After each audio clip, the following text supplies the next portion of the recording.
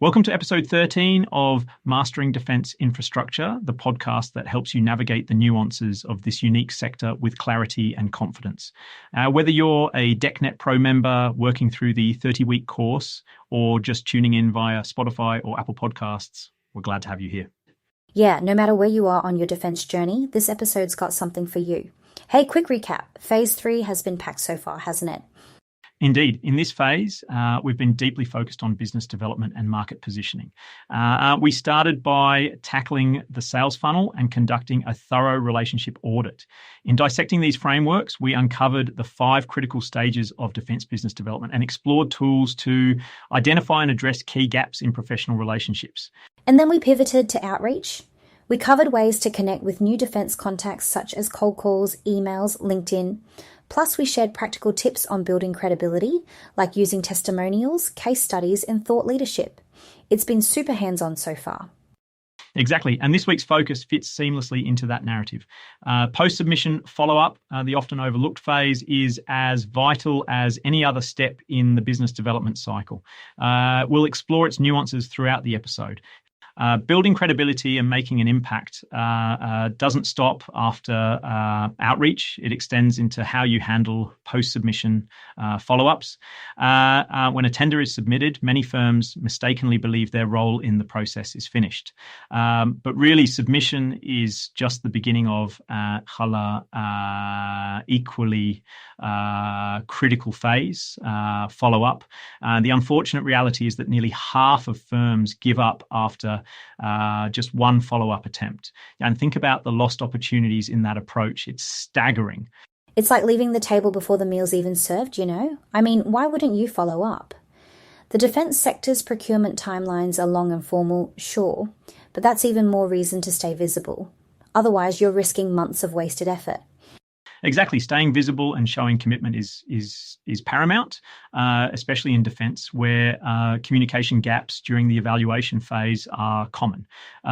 Persistent professional follow-up signals to the client that you consider their decision important and you're genuinely interested. It's not about pestering. It's about reminding them of the value you'll bring to their project. Oh, totally. That reminds me of a project I was on up in the Northern Territory. We submitted what I thought was a rock-solid bid, but there was silence for weeks. Instead of waiting around, our team did a quick, polite follow-up just to touch base. Turns out they'd had some questions about our environmental management plan that nobody flagged. And those questions could have sunk the submission had you not checked in, right? Exactly. Not only did we answer their questions, but it opened up a whole new dialogue. We got feedback on our submission right then and there, which actually helped us secure a contract extension later. One email changed everything. Crazy, huh? That's a perfect example of what we mean when we say follow-up isn't just a courtesy, it's a strategy. A well-timed check-in can provide clarity, confirm next steps, or fix misconceptions before a decision is made. And even when you don't win, follow-ups still matter. Requesting a debrief teaches you how to improve for future outcomes. Right. It's about turning even a no into a learning opportunity. But man, it's shocking how many people don't even bother to follow up. Like crazy shocking. It is, and this lack of persistence often leaves a negative impression. Defence decision makers tend to note which firms exhibit professionalism and initiative versus those that simply vanish post-submission. Right, so we know follow-up is critical, but let's talk about timing, because that seems to trip a lot of people up. When exactly is the right moment to send that first follow-up? You don't want to seem way too eager, but waiting too long risks losing momentum. What's the sweet spot? Great question. Timing is everything. An immediate confirmation email, ideally sent within 24 hours of your submission, is crucial. It lets the client know you've lodged your proposal successfully and reinforces your commitment to the opportunity. But that's just step one. And then what, a week later maybe? Like, hey, just checking if you need anything. Essentially. About a week after the submission deadline or the expected decision date, if one's been provided, is a good time for a polite check-in. It's a chance to reaffirm your interest and inquire if any additional information is required. What's key here is balancing persistence with respect for their process. Oh, yeah. Nobody wants to be that person that's like, hey, did you get my email? 10 times in a row, right? That's not the vibe we're going for. Exactly. You've got to be seen as professional, not pushy. Subsequent follow-ups should then be spaced out, maybe every 1 to 2 weeks, depending on the nature of the tender. Always provide a reason for reaching out, even if it's just to confirm timelines or offer assistance. Wait, offer assistance? Like how? You've already submitted your bid. What else can you do? Good point. Just think about it like this. Each follow-up is an opportunity to add value.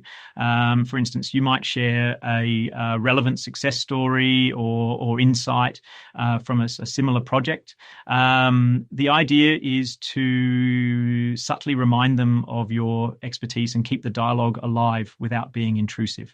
Oh yeah, that makes total sense. Like you're not just asking any updates, you're giving them something useful they didn't even know they needed. That's smart. Precisely. And sometimes it's about switching up your methods. I remember during the PDS contract, there was a client who went radio silent. Emails weren't getting through, so I tried a simple LinkedIn message. Not only did they respond, but it rekindled the conversation for future work. Oh, I love that. It's like, don't be afraid to pivot, right? If one thing isn't working, find another way to get on their radar. Absolutely. The key takeaway here is intentionality. Every follow-up should have a purpose, whether it's to clarify, add value, or just signal your availability. And as long as your tone remains courteous and respectful, you'll be remembered for it. So, Darian, you mentioned pivoting strategies when emails don't work. I love that idea. But let's say we've hit that dreaded radio silence after pouring weeks into an epic bid. What's the first move we should make to reconnect? The first move is to not panic. Silence is common, especially in defence procurement where evaluation timelines can stretch out. But ignoring it completely can cost you. A gentle follow-up within the guidelines of the tender process is your first course of action. Right, so what does a gentle follow-up look like? Is it like a, hey, haven't heard back, everything good kind of vibe? Not quite. It's more strategic than that. Think of your first follow-up as a short, polite email to reaffirm your interest and check if there's any additional information the client needs. Even a simple acknowledgement like, we're keen to support this project and happy to clarify any details can open a door. Oh, yeah, like planting a flag, right? You're staying top of mind without being annoying. Precisely. Silence isn't always a no. Often it's logistics or workload. But now take rejection, a firm no. That can sting, but it's also an opportunity. Opportunity? You've lost the bid. How is that not just game over? It's not game over. It's halftime. A well-timed request for a debrief can give you critical insights for future bids. Even a high-level comment like, we chose another bid for their pricing or expertise, tells you where you need to improve. Okay. So what's the move? Just email them and casually ask why you didn't win. Sort of, keep it very professional. Thank you for the opportunity and congratulations to the selected bidder. Could we schedule a debrief at your convenience? Insights on this bid would help us improve. Polished, gracious and forward-looking. Ooh, polished is the key. Shooting off an angry email like, what was wrong with our bid? Probably doesn't scream future business. Exactly. Your reaction is part of your reputation. And, those professional follow-ups don't just foster goodwill, they also give you actionable feedback like pricing data, methodology gaps, or areas where competitors excelled. Oh, quick PSA for everyone listening. Take notes during the debrief, okay? Like write that stuff down. You won't remember it later when you're knee-deep in the next tender. Absolutely. Let's circle this back to the Fortress Infrastructure case study. They missed out on a big defence contract, but their follow-up and CRM usage turned a loss into their next opportunity. After the debrief, they identified weaknesses in their risk management section and adjusted their proposals for future bids. The effort paid dividends. See, I love that. One loss doesn't define your career. It's about persistence and learning.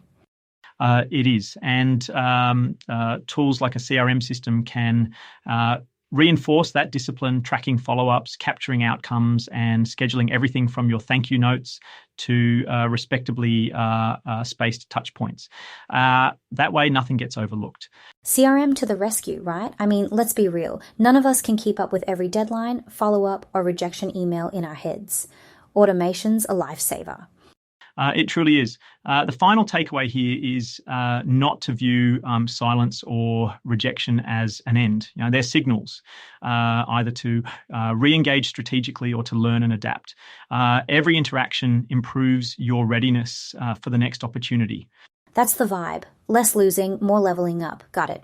So, Jessica, turning silence and rejection into strategic advantage. It's not just about resilience. It's about actionable steps that can reshape outcomes. And let's reflect on how persistence and smart follow-ups really make the difference. Well, Darian, if there's one takeaway, it's this. Don't stop at submit. Follow-ups are where you make a lasting impression, ask the right questions, and sometimes, well, turn a no into next time.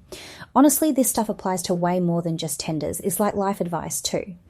Exactly. And if you're a DeckNet Pro member, we encourage you to take what you've learned and put it into practice by completing this week's exercises. Map out a follow-up plan for your next submission. Download the draft scripts and explore how to leverage your CRM to streamline the process. Totally. And hey, if this episode's been helpful or maybe even just fun to listen to, do us a favor. Share it with a friend or a colleague. Honestly, the more we build this defense infrastructure community, the better it is for all of us. And of course, we'd love to hear from you. Send us your feedback, questions, or even suggestions for future topics. Engaging with our listeners keeps this podcast meaningful and hopefully useful. Alrighty, that's a wrap for today. Thanks for tuning in, folks. Until next time, keep pushing, keep learning, and as Darian always says, stay diligent. Absolutely. On that note, take care, and we'll see you in the next episode.